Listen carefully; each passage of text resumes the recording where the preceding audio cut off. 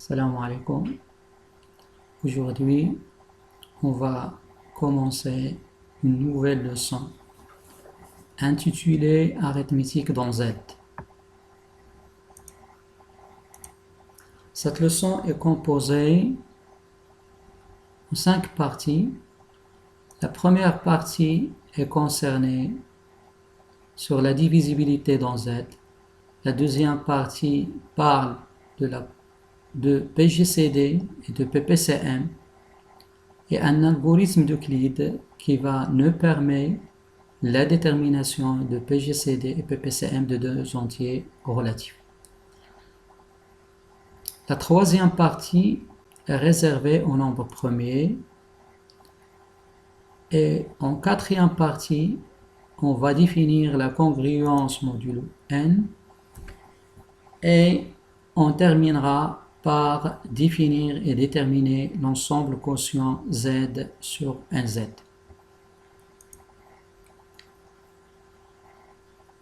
Donc, en commençant par quelques définitions de la divisibilité, soit A et B deux entiers relatifs.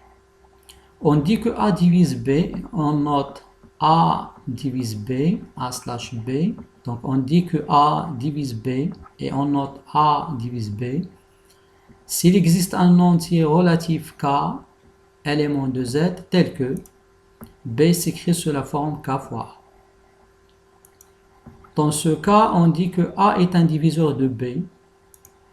B est divisible par A ou B est un multiple de A. Ce sont des vocabulaires concernant la divisibilité de B par A.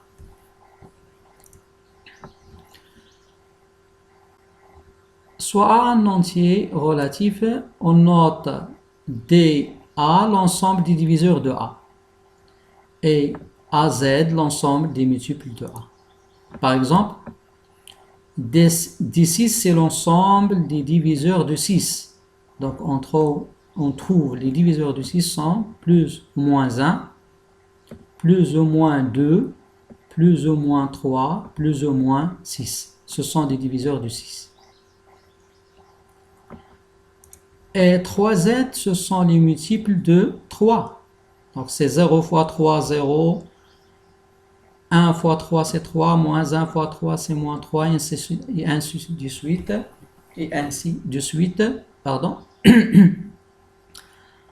L'ensemble des diviseurs de 6, on remarque qu'elle est finie. L'ensemble des multiples de 3, c'est un ensemble infini. Donc, tout entier B non nul admet un nombre fini de diviseurs. 0 est un multiple de tout entier, car on a 0 fois n est égal à 0. Donc, quel que soit n élément de Z, n divise 0. Et voici quelques propriétés de la divisibilité. Soit A, B, C, ce sont des entiers relatifs. On a, si A divise B, ceci est équivalent à dire que plus ou moins A divise plus ou moins B. Équivalente à la valeur absolue de A divise la valeur absolue de B. Si A divise B et B divise C, alors A divise C. Si A divise B et B divise C, alors A divise C. Par exemple, si on a 5 divise 10 et 10 divise 30, alors 5 divise 30. Cette propriété s'appelle la transitivité. Donc, si A divise B et B divise C, alors par transitivité, A divise C. Si A divise B et B divise A, alors la valeur absolue de A est égale à la valeur absolue de B. Dans Z, on ne peut pas dire que si A divise B et B divise A, alors A est égal à B. Dans N, c'est vrai. A divise B et B divise A, alors A est égal à B. Mais dans Z, non. A divise B et B divise A implique que la valeur absolue de A est égale à la valeur absolue de B. Par exemple, 3 divise moins 3. Et moins 3 divise 3. Par conséquent, moins 3 n'est pas égal à 3. Mais la valeur absolue de 3 est égale à la valeur absolue de moins 3. Si A divise B et A divise C, donc c'est une propriété très importante. Et surtout pour déterminer le PGCD de deux éléments, de deux entiers relatifs. Donc, on dit que si on a A divise B et A divise C, alors A divise chaque combinaison linéaire des deux nombres B et C. C'est-à-dire, A divise alpha fois B plus bêta fois C pour tout couple alpha bêta de Z carré. Donc alpha B plus bêta C, c'est une combinaison linéaire de deux nombres BC, dans Z bien sûr. Cas particulier, lorsque A est égal à 1, lorsque alpha est égal à 1, bêta est égal à 1, alors on a A divise B, A divise C, alors A divise leur somme, c'est-à-dire B plus C. Si alpha est égal à 1 et bêta est égal à moins 1, alors alpha, si A divise B et A divise C, alors A divise B moins C, c'est-à-dire A divise leur différence. Et si on a A divise C, B divise D, alors le produit A fois B divise D fois C. On a ici l'équivalence suivante. Si A divise B est équivalente à dA inclus dans dB, c'est-à-dire l'ensemble des diviseurs de A est inclus dans l'ensemble des diviseurs de B. Par exemple, si on prend 3, 3 divise 6. Donc les diviseurs de 3 dans Z sont plus ou moins 1, 1, plus ou moins 1, plus ou moins 3. Et les diviseurs de 6 sont plus ou moins 1, plus ou moins 2, plus ou moins 3, plus ou moins 6. Donc les diviseurs de 3 sont inclus dans les diviseurs de 6. Et c'est seulement si les multiples de BZ est inclus dans les multiples de A. Si A divise B, alors les multiples de B sont inclus dans les multiples de A. C'est-à-dire BZ est contenu dans AZ. Si on prend l'exemple précédent 3 et 6, donc les multiples de 6 sont 0, 6, plus ou moins 6, plus ou moins 12, plus ou moins 18 et ainsi de suite. Les multiples de 3 sont 0, plus ou moins 3, plus ou moins 6, plus ou moins 9. Donc 6Z est inclus dans 3Z. Donc on va démontrer la propriété numéro 4 et la propriété numéro 6. Donc pour la propriété numéro 4, c'est-à-dire si on a A divise B, A divise C, alors A divise toute combinaison linéaire des deux entiers relatifs B et C. Donc on a A divise B, donc il existe un entier relatif K, tel que B s'écrit sous la forme K fois A. De même, on a A divise C, donc il existe un K' appartient à Z, tel que C est égal à K' fois A. Donc pour tout couple alpha bêta appartient à Z carré, on aura alpha bêta plus BC est égal. Donc on remplace B par sa valeur KA et on remplace C par sa valeur K'A dans cette expression. Donc on trouve alpha KA plus bêta K'A. On factorise par A, on obtient alpha K plus bêta K', qui est égal bien sûr K seconde A avec K seconde est un élément de Z. Par suite, A divise alpha bêta plus bêta C. Pour la sixième propriété, c'est-à-dire si A divise B, c'est seulement, donc A divise B, c'est seulement si l'ensemble des diviseurs de A est inclus dans l'ensemble des diviseurs de B.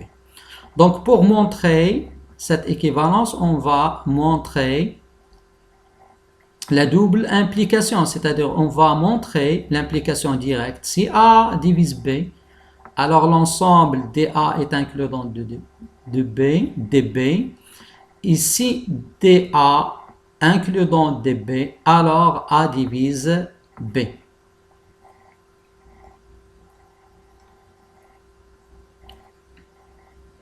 Donc on commence. Si A, donc on va montrer l'implication directe. C'est-à-dire si A divise B, alors DA est inclus dans DB. Soit A' un élément, donc pour montrer qu'un ensemble DA est inclus dans l'ensemble DB, il suffit de vérifier que chaque élément de DA appartient à l'ensemble DB. Donc, soit A' un élément de D de A.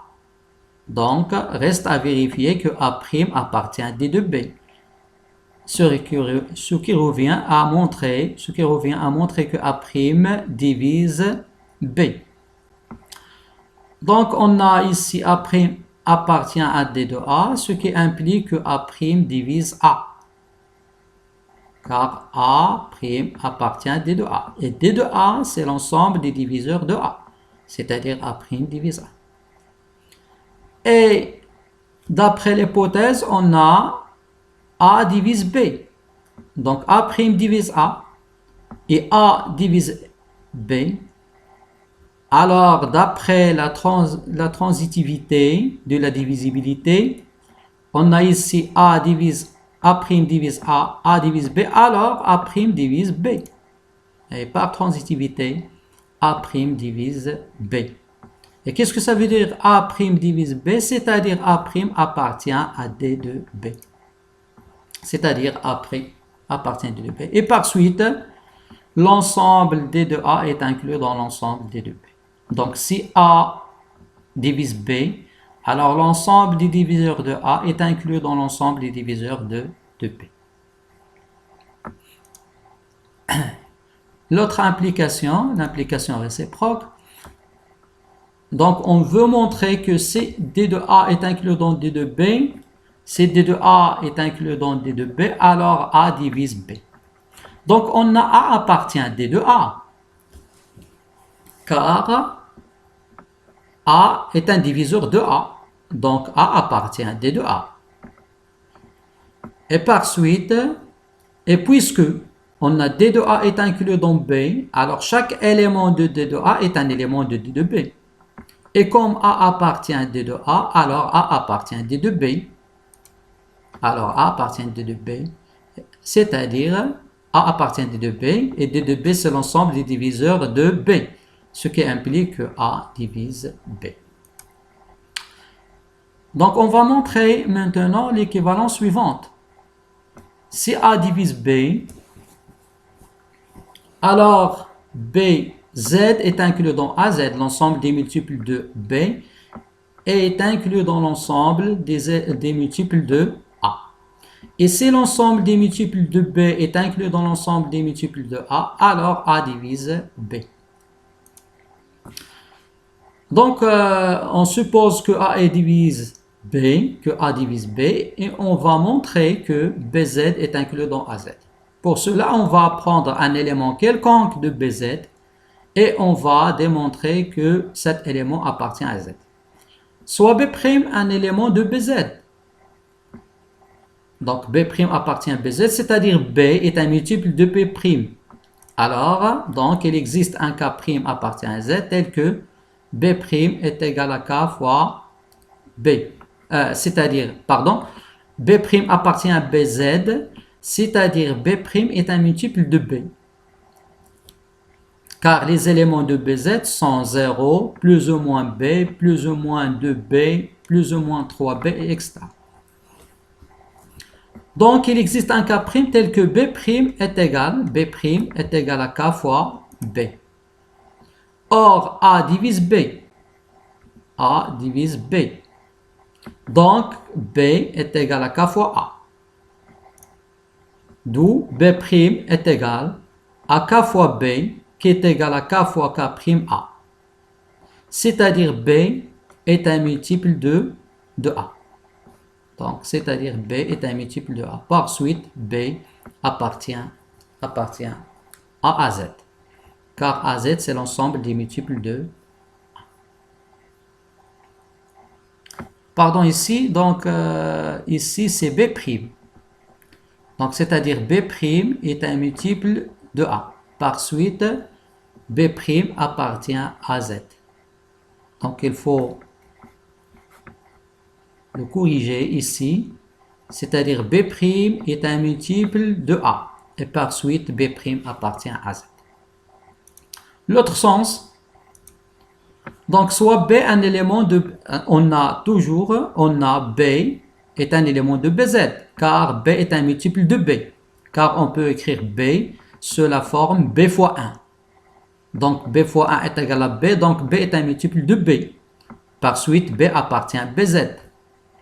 Donc B appartient à Z, car BZ est inclus dans AZ. C'est-à-dire on veut montrer que A divise B. Donc B appartient à BZ, par suite B appartient à Z. Ce qui implique que A divise B. Car B appartient à BZ, c'est-à-dire B est un multiple de A. Et par suite A divise B.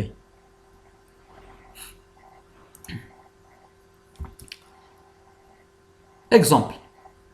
Soit P et N deux éléments de Z, tels que P divise 13N plus 1 et P divise moins 2N plus 3. Alors, montrez que P divise 41. La deuxième question, soit D et N deux éléments de Z, tels que D divise N au carré plus 3 et D divise 2N moins 1. Montrons que P divise 13. Déterminez toutes les valeurs de l'entier relatif n pour lesquelles 2n plus 17 sur n plus 5 soit un élément de Z. Donc on a, pour la première question, on a P divise 13n plus 1. Et P divise moins 2n plus 3. Donc, il faut se débarrasser, éliminer n. Et pour cela, on va multiplier ici 13n par 2 et moins 2n par moins 13 pour trouver deux nombres opposés. Et si on fait la somme, on élimine n. Donc voilà, donc on va multiplier 13n plus 2 plus 1 par 2. Et on va multiplier moins 2n plus 3 par moins 13. Et on a déjà montré que si A divise B et A divise C, alors A divise chaque combinaison linéaire de deux nombres. Donc P divise 13n plus 1, P divise moins 2n plus 3, alors P divise la combinaison linéaire de deux sous-éléments. Donc, c'est-à-dire P divise 2 fois 13n plus 1, moins 13 fois moins 2n plus 3. On développe ici et on simplifie, et on trouve que P divise 41. Pour la deuxième question, c'est la même chose. Donc, on a n divise n au carré plus 3. D divise n au carré plus 3. D divise 2n moins 1. Seulement ici, on va éliminer n. Seulement ici, on a le degré ici 2 et le degré ici 1. Donc, de même, on va multiplier ici par 2. Et on va multiplier ici par moins 2. Et on fait la somme. Donc, D divise n au carré plus 3. Alors, D divise 2 fois n au carré plus 3. D divise 2n moins 1. Alors, D divise moins 2n plus n. On multiplie ici par n. Et on fait la somme terme à terme. Et on se débarrasse de n au carré. Par suite, D divise la somme, c'est-à-dire D divise n plus 6. Ici, la somme.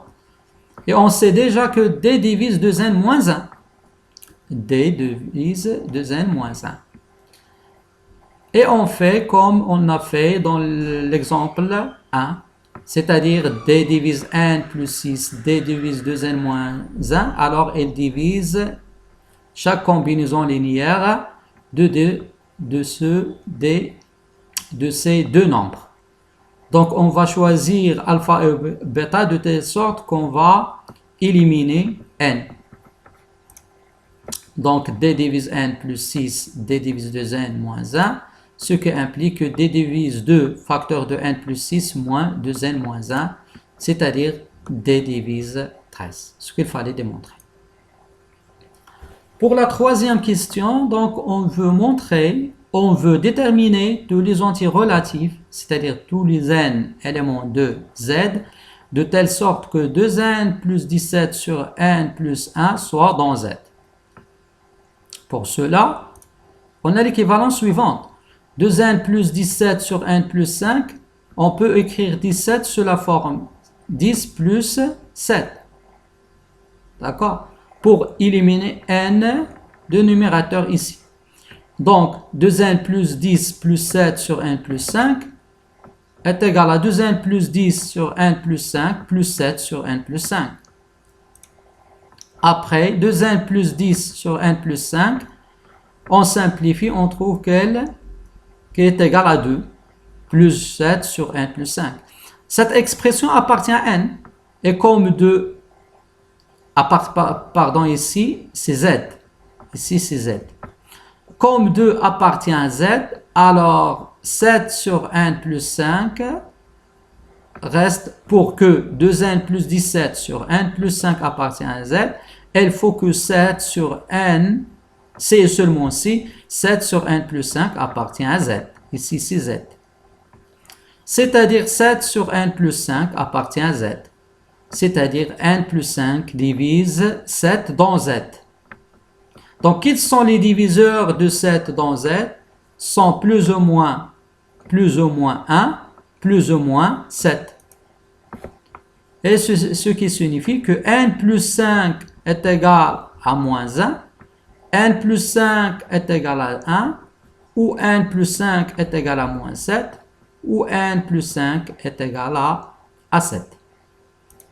C'est-à-dire n est égal à moins 6, ou n est égal à moins 4, ou n est égal à moins 12, ou n est égal à 2.